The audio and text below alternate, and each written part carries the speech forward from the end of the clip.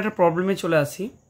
প্রবলেমটা কি দেওয়া আছে, ইন দ্য গ্রুপ একটা গ্রুপ দেওয়া আছে যেখানে গ্রুপের এলিমেন্টগুলো দেওয়া আছে 1 থেকে 16, বা এটাকে রেসিডিউ ক্লাসের এলিমেন্ট হিসেবেও ভাবতে পারো। এখানে ভাবতে পারো যে এলিমেন্টগুলো 1 বার 2 বার করে 16 বার অবধি, ঠিক আছে। অর্থাৎ Z17-এর কোন এলিমেন্টগুলোকে নিচ্ছি না, Z17-এর অর্থাৎ এই যে Z17 যে সেট, এই Z17-এর এলিমেন্টগুলো 0 বার 1 বার আর করে তো 16 বার অবধি পাবো, 16 বার অবধি পাবো। বা এইটাকে অনেকে এরকমও লেখে যে বার হিসেবে না লিখে 0 1 2 ডট ডট করে 16 অবধিও লেখা যায়, একই জিনিস। তাহলে অ্যাকচুয়ালি এই যে গ্রুপটা আমরা নিয়েছি, এই গ্রুপের এলিমেন্টগুলো Z17 থেকেই তুলেছি, ঠিক আছে। Z17 থেকে তুলেছি, শুধু 0 বারটাকে বাদ দিচ্ছি। অর্থাৎ এই যে গ্রুপটা আমরা নিয়েছি সেখানে Z17-এর এলিমেন্টগুলো আছে, শুধু আমরা 0 বারটাকে বাদ দিয়েছি, ঠিক আছে। এবার দেখো যে গ্রুপটা কনসিডার করা আছে 1 2 করে 16 under the operation of multiplication modulo 17, ঠিক আছে।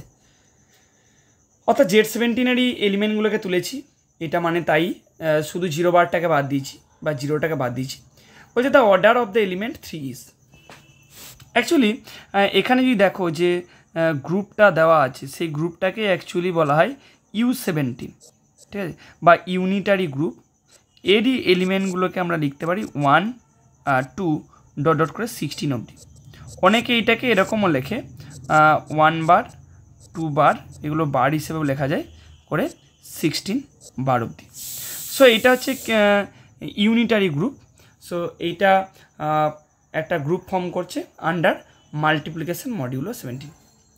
তাহলে ক্লিয়ারলি আমরা যদি দেখি যে clearly 1 is the identity element.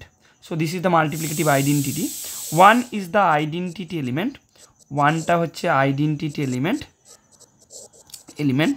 in this group. So 1 is the identity element in this group. এবার দেখো তাহলে এখানে 3 বার বা 3 এলিমেন্টার অর্ডার কত হবে। এখানে যদি দেখি সো 3 টু দি পাওয়ার আর কত হবে। দেখো প্রথমে কি দেখবো এবারটা, যে এখানে বলেছে 3 বারের অর্ডারটা কত হবে। এবার দেখো এই যে প্রবলেমটা, এই প্রবলেমটাতে 3 বারের অর্ডারটা বের করতে হবে বা 3 অর্ডার বের করতে হবে। সো 3 অর্ডার বের করার জন্য আমরা এখানে একটা কনগ্রুয়েন্সের কনসেপ্ট কাজে লাগাবো। দেখো 3 টু দি পাওয়ার 4 আমরা যদি দেখি 3 টু দি পাওয়ার 4 এটা কি হবে, কনগ্রুয়েন্স টু -4 mod 17, ঠিক আছে।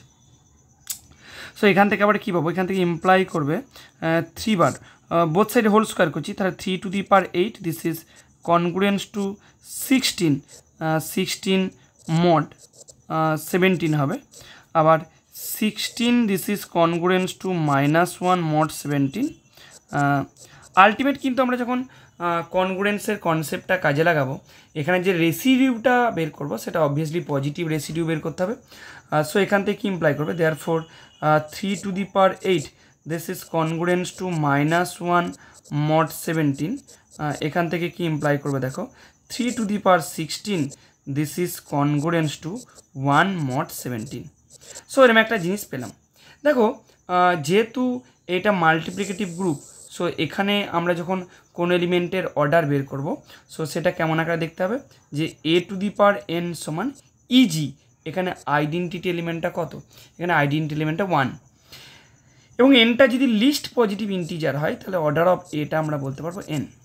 দেখো এখানে 16টাই হচ্ছে লিস্ট পজিটিভ ইন্টিজার, তার জন্য 3 to the power 16 congruence to 1 mod 17। So এখান থেকে আমরা বলতে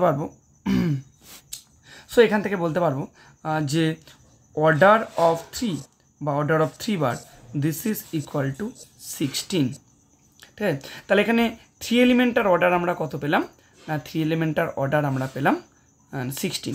বা জিনিসটাকে এটাও ভাবতে পারো যে যেহেতু রেসিডিউ ক্লাসে আমরা কাজটা করছি, তাহলে 3 to the power 16 congruence to 1 mod 17, এটাকে অনেক সময় এইভাবেও ভাবা হয় যে 3 to the power 16 this is equal to 1 mod বা 3 বার to the power 16 this equal to 1 বার, এরকম লিখতে পারো। ঠিক আছে। তো 3 বার to the power 16 is equal to 1 বার। যদি বার হিসেবে লিখি তখন 1 বারটাই হচ্ছে আমাদের আইডেন্টিটি এলিমেন্ট। তো এইভাবে ভাবলেও কিন্তু অর্ডার অফ 3 বারটা আমাদের কত বেরোবে না 16 বেরোবে। সো 3 এলিমেন্টার অর্ডার আমাদের এখানে কত বেরোলো, 3 এলিমেন্টার অর্ডার হচ্ছে 16।